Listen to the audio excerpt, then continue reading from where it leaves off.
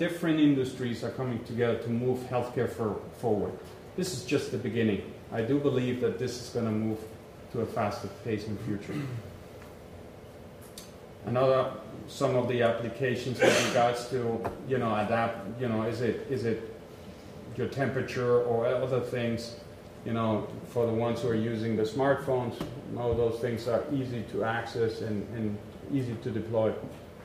So I want to give you a little bit different perspective, less on the technical side, more from the consumer side, just to give you different perspectives on different industries.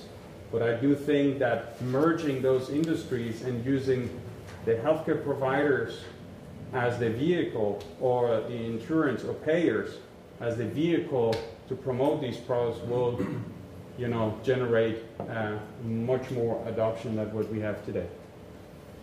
Thank you. I'm looking forward to the questions. Thank you, Bernd. Now, last but not least, Dr. Wolfgang Rintz is the Corporate Vice President for Business Model and Healthcare Innovation at Boehringer Ingelheim. And Wolfgang, we're interested to hear your comments. Thank you, Bruce, for the introduction. And I have to tell you, I was smirking when you introduced Boehringer as one of the leading IT health companies. That's probably definitely the opposite. I would call ourselves more a trailing company in that field. And when I'm giving you... Modesty becomes you.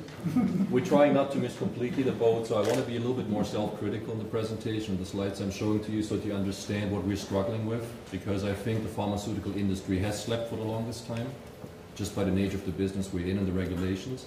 And we're actually struggling right now to keep up with the pace that's developing in the industry around us.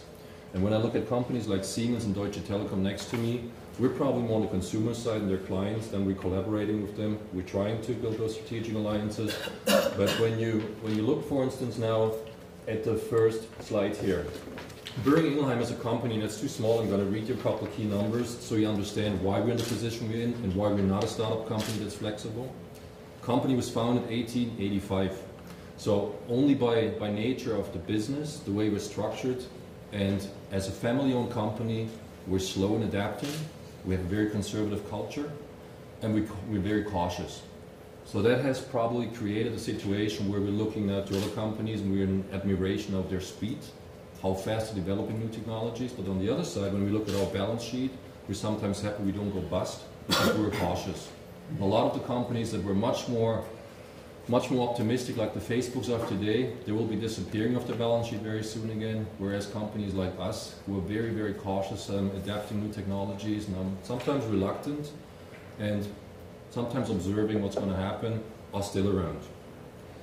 On the other side, sometimes size is an obstacle, so we're not flexible as we want to be, and that was one of the reasons why the shareholders, the family in this case, because we're not publicly listed, and the top management have decided to implement a division that I'm leading globally right now to tackle the current issues that we're facing.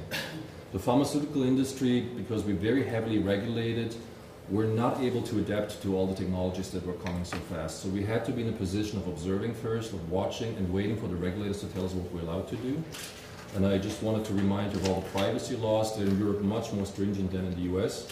And we have to always look at the legal environment when we apply IT solutions to our business, and we're really struggling with this right now. Let's go to the next slide. What my people around the world are focusing on are pretty much those 4 boxes. We're trying to